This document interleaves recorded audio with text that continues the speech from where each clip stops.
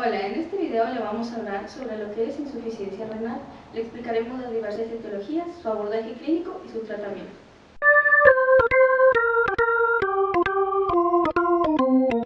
A continuación, daremos un repaso anatómico renal. Anatomía y funcionamiento del sistema urinario.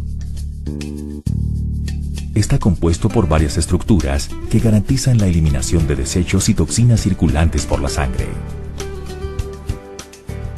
De él hacen parte riñones, uréteres, vejiga urinaria y uretra.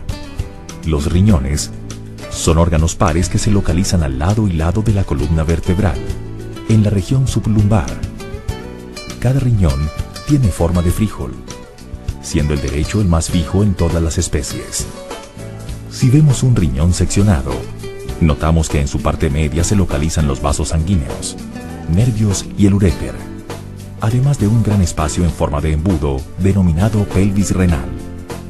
Al observar su estructura interior, encontramos dos áreas bien diferenciadas: la corteza, que posee los glomérulos, que son los filtros del riñón, y la médula, donde se localizan las llamadas pirámides, unidades que conducen la orina hacia su vértice.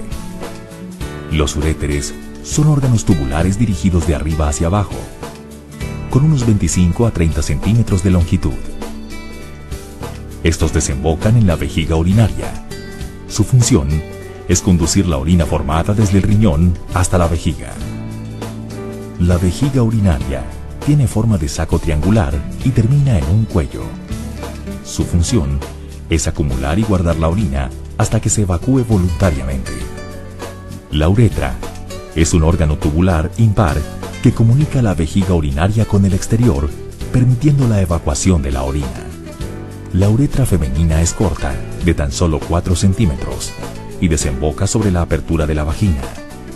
La uretra masculina hace parte del aparato reproductor a nivel del pene. Se dirige hacia adelante y termina en un orificio en el glande del pene. El interior del riñón tiene una estructura compleja que le permite realizar su misión con un alto nivel de eficacia.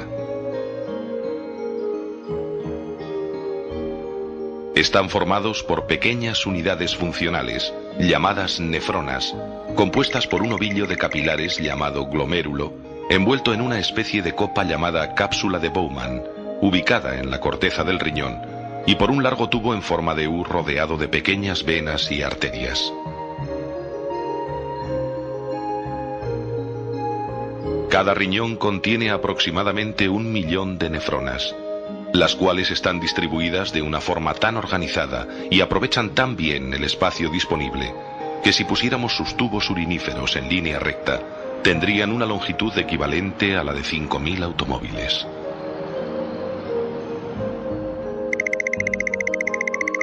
La misión de la nefrona es filtrar la sangre que llega a los capilares del glomérulo situados en el interior de la cápsula de Bowman. Allí se absorben prácticamente todos los elementos de la sangre, salvo los de gran tamaño como los glóbulos rojos y las proteínas, que se mantienen en la circulación sanguínea. Aquí vemos un glomérulo captado con un microscopio electrónico. El líquido filtrado va discurriendo entonces a lo largo del tubo en forma de U de la nefrona. Las paredes de estos tubos tienen unas células especiales que reabsorben aquellas sustancias que el organismo necesita, como la glucosa, y las devuelven a la sangre en un proceso de selección de una precisión asombrosa. Algunas sustancias, como el agua y las sales minerales, se reabsorben solo en las cantidades necesarias para mantener el equilibrio interno del cuerpo. Entre las sustancias que es necesario eliminar está la urea, un compuesto que produce el hígado como producto de desecho del consumo de proteínas. Otras, como los medicamentos, se reabsorben solo en parte. A medida que se van devolviendo elementos a la sangre, el líquido restante se va convirtiendo en orina. Cuando la orina sale de esas plantas purificadoras que son los riñones, ya solo contiene productos inservibles para el organismo. Insuficiencia renal aguda. La insuficiencia renal aguda o fracaso renal agudo es un deterioro brusco de la función renal potencialmente reversible. Se clasifica en prerrenal, renal y posrenal. La insuficiencia renal aguda puede obedecer a situaciones en las que condicionan una reducción en la perfusión renal, esta es la llamada prerrenal, a las patologías que afectan a cada uno de los componentes tisulares, ya sea el glomérulo, el túbulo o el intersticio, se llama renal o parenquimatosa, o a dificultades en la eliminación normal de la orina, esta es la insuficiencia renal aguda posrenal. La insuficiencia renal aguda posrenal es de las más comunes y se produce sin que existan lesiones anatómicas ni bioquímicas del riñón. Es consecuencia de la disminución de la presión sanguínea dentro de los capilares glomerulares por debajo de 60 milímetros de mercurio. En condiciones normales, un descenso del flujo plasmático renal no desencadena un fracaso renal agudo, debido a que el filtrado glomerular se mantiene constante gracias a la autorregulación ejercida por la angiotensina 2 y las prostaglandinas. Cuando el descenso del flujo plasmático renal es lo suficientemente grave como para que los mecanismos de autorregulación no lo puedan compensar, se produce un fracaso renal cuando hay una hipovolemia, un gasto cardíaco, una vasodilatación o vasoconstricción. En la hipovolemia, la concentración de volumen sanguíneo produce una disminución de la tensión arterial y secundariamente la presión intraglomerular disminuye. Las causas pueden ser deshidratación, hemorragia, estados edematosos. El bajo gasto cardíaco, esta es una alteración grave en la contracción del ventrículo izquierdo o una dificultad de llenado del ventrículo derecho que provoca disminución del gasto cardíaco, disminución de la perfusión renal y disminución del filtrado glomerular. Las causas pueden ser un infarto agudo del miocardio, trastornos del ritmo cardíaco como un bloqueo AV, taponamiento y embolia pulmonar. La vasodilatación se va a producir por una hipotensión grave, no por disminución del volumen sanguíneo, sino por un aumento, esto es decir, una vasodilatación. Esto es lo que ocurre en el shock séptico. ¿Qué sucede cuando hay cambios en la presión arterial o una depresión del volumen sanguíneo, es decir, hipovolemia? El riñón tiene una autorregulación muy selectiva y compleja, mediante el cual el flujo sanguíneo renal y el filtrado glomerular se va a mantener constante, aunque haya cambios intensos en la presión arterial o en el volumen sanguíneo. Esto se mantiene gracias a la interacción entre las arteriolas aferentes y eferentes. La arteriola eferente se dilata y permite el paso de la sangre con más facilidad, aunque haya menos presión, y la arteriola eferente se contrae, aumentando las resistencias de salida de la sangre del glomérulo, con lo que consecuentemente se mantiene un volumen de ultrafiltrado semejante al normal. La responsable de la constricción de las arteriolas eferentes es la angiotensina 2 y las responsables de la dilatación de las arteriolas aferentes son las prostaglandinas. En algunas circunstancias, como en los síndromes nefróticos graves o la hipertensión vasculorenal, los mecanismos de autorregulación desempeñan un papel importante para mantener un filtrado glomerular o muy similar a lo normal. En los síndromes nefróticos, en los cuales se puede producir una hipovolemia, el flujo sanguíneo renal se mantiene por exceso de las prostaglandinas. Estas mejoran el flujo sanguíneo renal y al producir la dilatación de las arteriolas aferentes, si por alguna razón el paciente toma antiinflamatorios no esteroideos, van a inhibir la producción de las prostaglandinas y es cuando se puede producir un fracaso renal agudo prerrenal.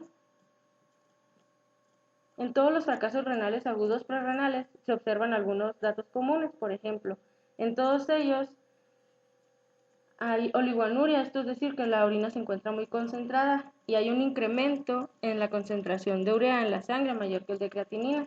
Así, normalmente la concentración de urea en la sangre es de 30 miligramos por decilitro y la de creatinina de 1 miligramo por decilitro, es decir, que se hallan en una proporción de 30/1.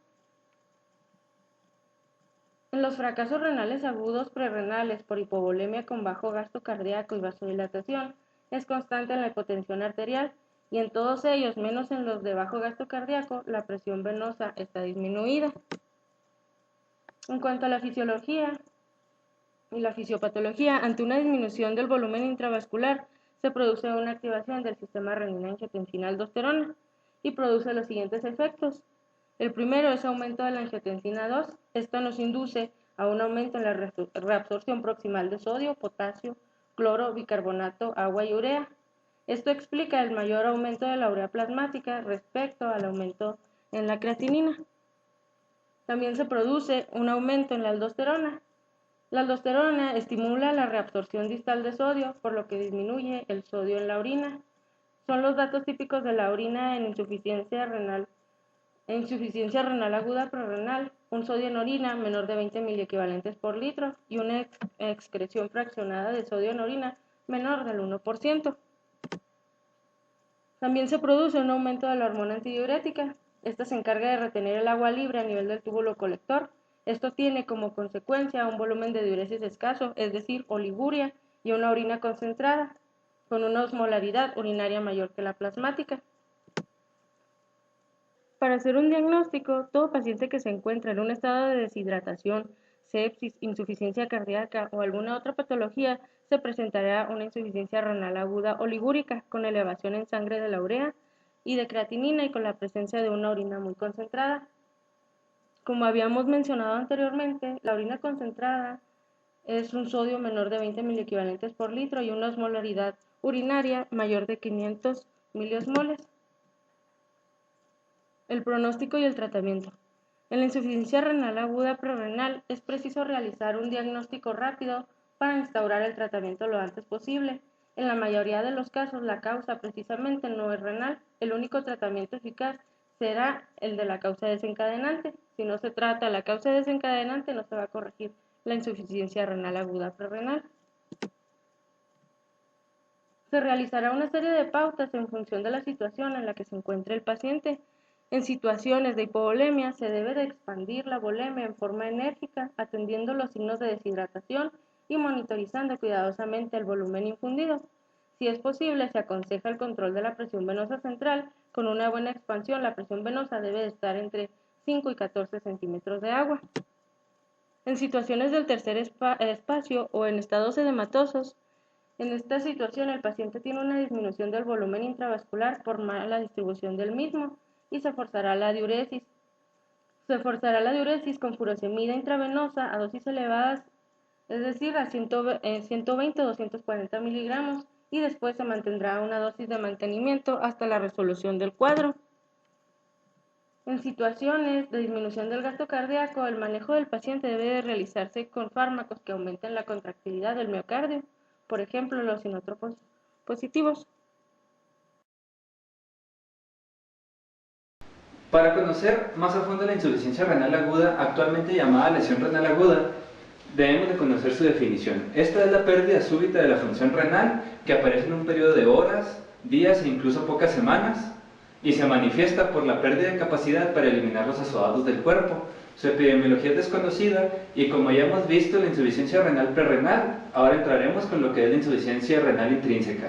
Esta se va a dar por varias etiologías. La primera y más importante es la obstrucción renovascular.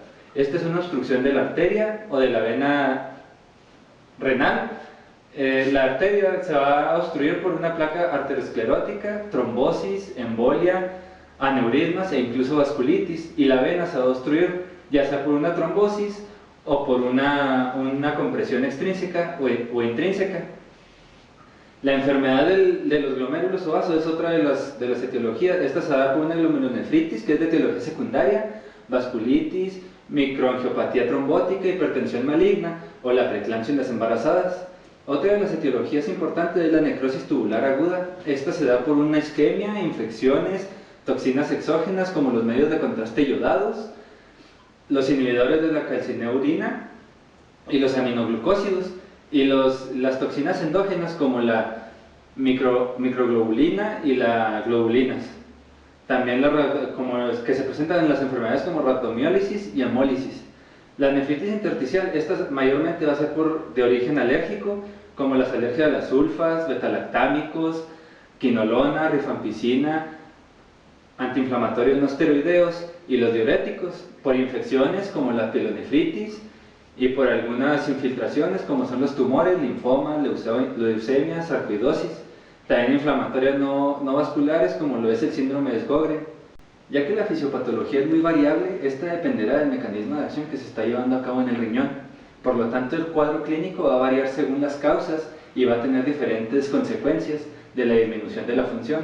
Entonces es importante identificar dos funciones o dos causas de muerte en el paciente, tanto la acidosis renal como la hiperpotasemia, aunque también se pueden encontrar otros signos como arritmias, edema pulmonar, hipertensión, pericarditis, el derrame pleural, hiponatremia, hiperpotasemia, acidosis metabólica e hipercalcemia.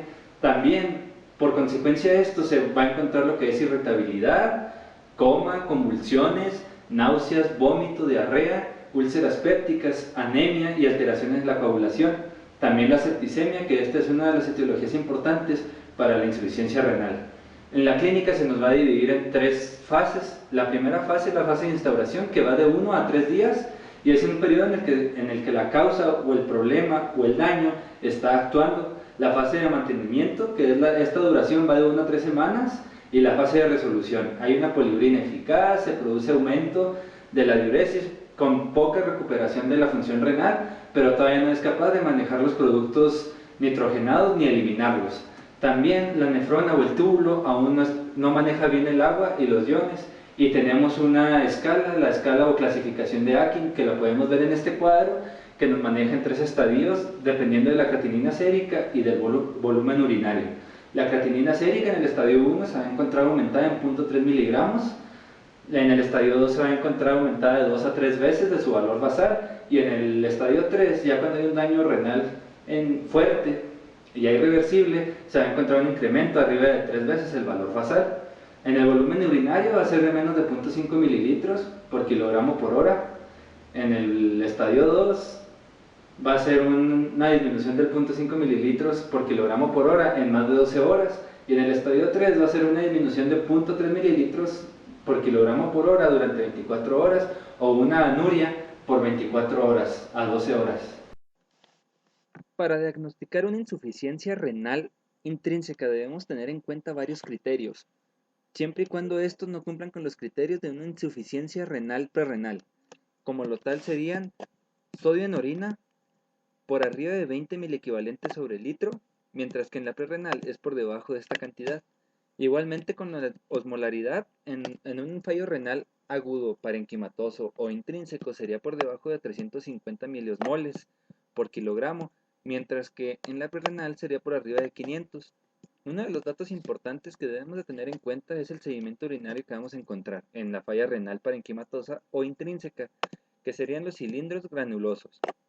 También otras partes importantes como una excreción fraccionada de sodio o una fena, que sería por arriba del 1%, una urea urinaria o urea en plasma o en orina, que sería por debajo de 8, una urea en plasma o creatinina en plasma, que sería por arriba de 40 o igual, mientras que el índice de fracaso renal sería por arriba de 1.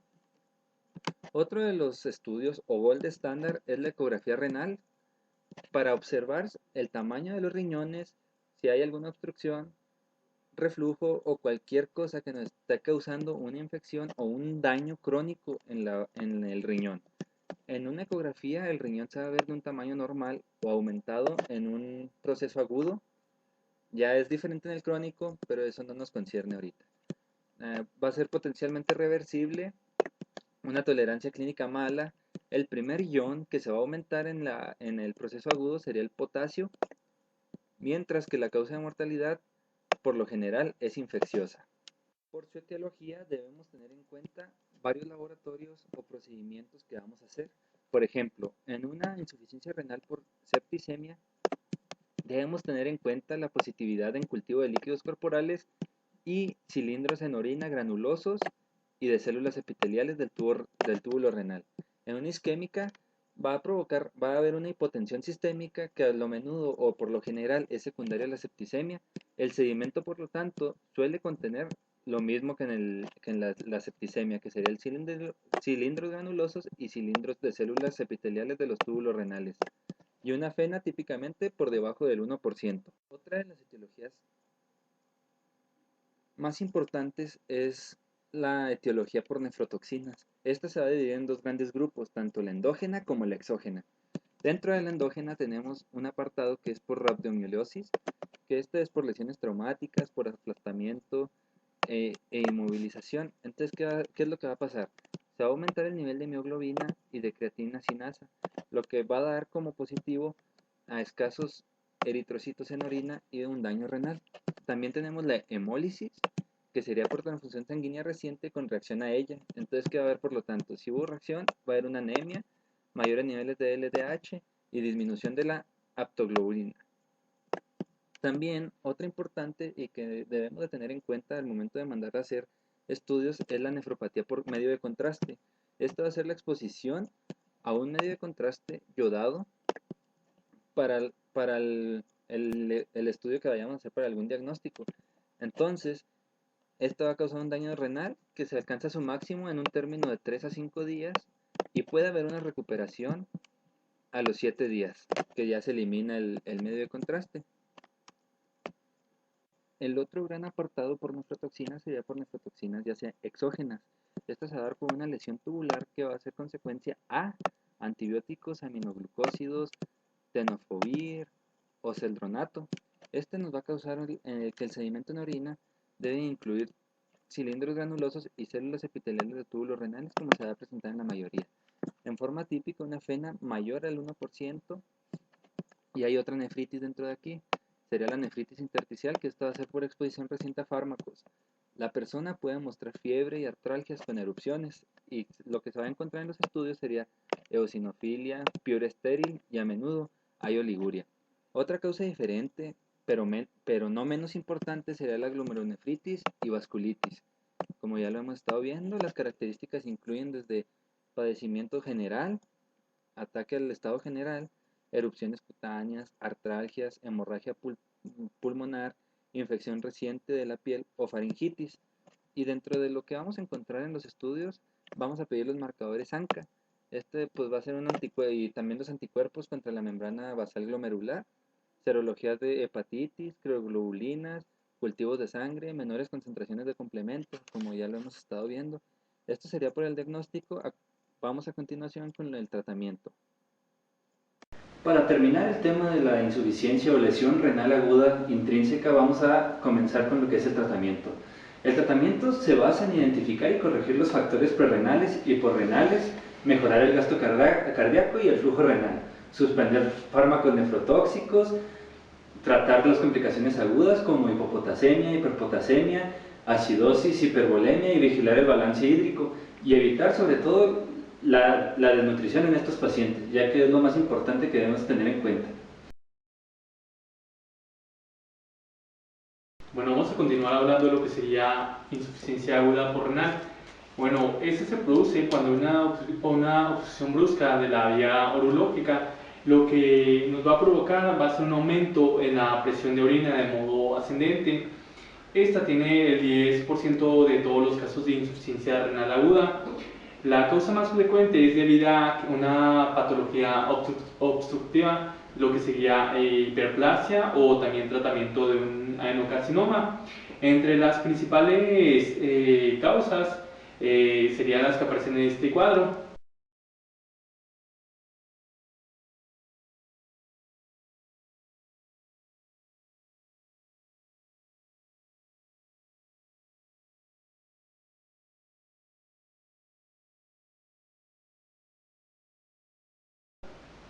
Como sería intraluminales, la principal sería la litiasis, es la presencia de uno o más litos de la vía urinaria que pueden producirse que haya un estancamiento de lo que sería la orina.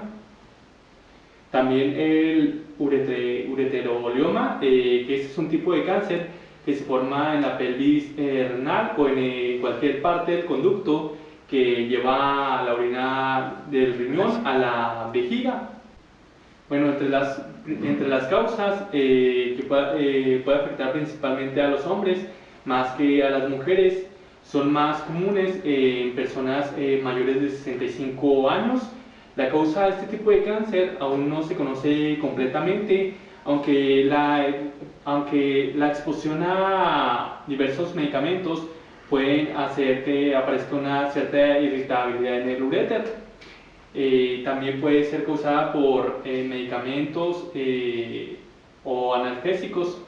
También a la exposición a diversos tintes, también a diversos químicos, como sería la fabricación de diversos cueros, textiles, plásticos y también como caucho, o también aquellas personas que fuman.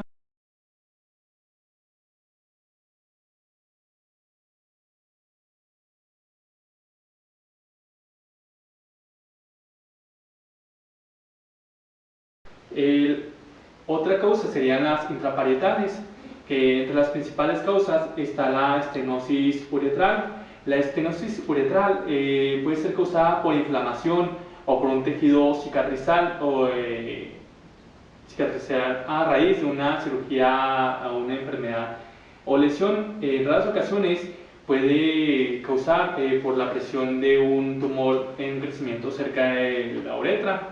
Otros factores que incrementan el riesgo de esta afección serían infecciones de transmisión sexual, también procedimientos como la colocación de una sonda o un catéter o un citoscopio, también lo que sería la hiperplasia prostática benigna, así como lesión de la zona pélvica o lo que sería uretritis repetitiva.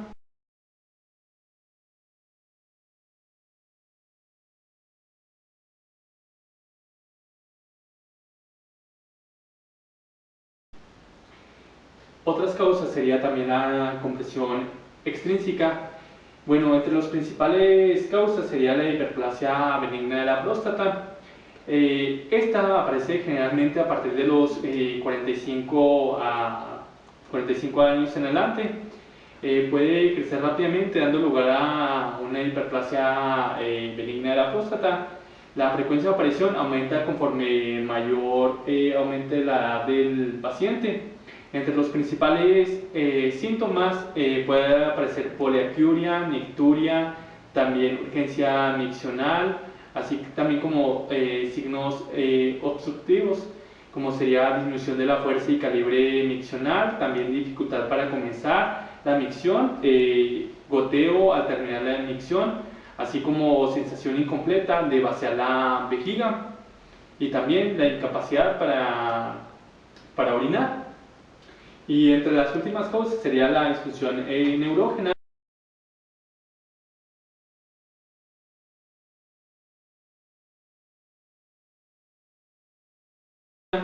Bueno, entre la principal sería la vejiga neurógena y también lo que sería el reflujo retrógrado.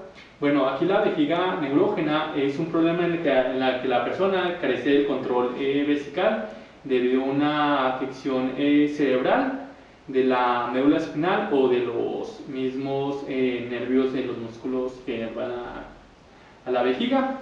Y también el reflujo vesicouretal, que está principalmente en lo que se da en los niños, alrededor de aproximadamente un 1%.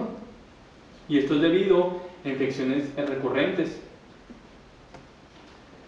Bueno, entre el cuadro clínico característico de todo lo que hablamos anteriormente, va a aparecer presenciado un dolor o también sensibilidad a la palpación en el ángulo costovertebral, así como también puede aparecer edema por sobrehidratación excesiva.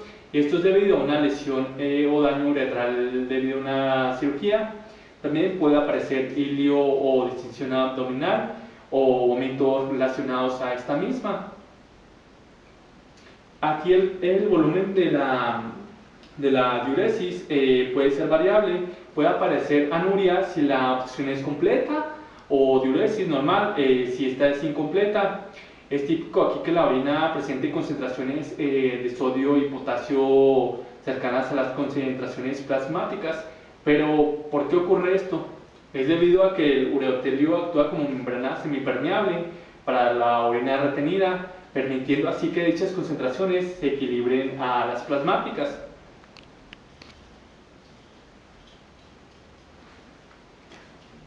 Para el diagnóstico, en primera instancia vamos a utilizar lo que es la radiografía y la ecografía. Esto principalmente porque son métodos no invasivos, aparte son de fácil acceso. Generalmente no nos ayudan a confirmar una patología, puesto que no aportan suficientes datos y se requieren estudios complementarios. La ecografía nos puede ayudar a detectar lo que son algunos cálculos como masas que pueden estar obstruyendo el conducto del uréter, aunque tiene la desventaja que únicamente se va a poder observar lo que es el tercio superior y el tercio inferior. La radiografía va a ser uno de los principales métodos de diagnóstico que nosotros vamos a utilizar. En el caso de los cálculos renales, una radiografía nos puede ayudar a confirmar nuestro diagnóstico, aunque esta no nos ayudaría a descartarlo, puesto que únicamente el 50% de los cálculos son visibles. La urografía excretora es una de las principales técnicas que vamos a tener para detectar alguna obstrucción. Esta técnica consiste en inyectar un material de contraste por la vena e ir tomando diferentes radiografías en diferentes puntos de la eliminación. En el caso de lo que es un cálculo, vamos a observar una obstrucción o una dilatación junto con un retraso en el vaciamiento. Para el tratamiento tenemos que enfocarnos en las dos principales patologías, que es la hiperplasia prostática y los cálculos renales. En el caso de la hiperplasia prostática tenemos dos tipos de tratamiento, un conservador y uno más agresivo. El tratamiento conservador consiste en la aplicación de fármacos, como los bloqueadores alfa y los inhibidores de la DHT, los cuales se ha visto que en un tratamiento profiláctico reducen la probabilidad de una hiperplasia prostática hasta en un 25%. En el caso de un tratamiento quirúrgico podemos utilizar lo que es las ondas de microondas, que consisten en calentar las células malignas para poderlas destruir. Y el tratamiento o el estándar de oro vendría siendo un tratamiento quirúrgico o la resección. En el tratamiento de los cálculos renales tenemos que tomar en cuenta su diámetro. Para los cálculos menores de 2 centímetros tenemos un tratamiento denominado litotricia extracorpórea, el cual consiste en enviar ondas de choque al cálculo renal para que éste disminuya su tamaño y se pueda eliminar junto con la orina. Para los cálculos renales mayores de 2 centímetros tenemos lo que es la extracción percutánea, la cual consiste en introducir un catéter y recogerlo o ya sea destruirlo de la vía urinaria.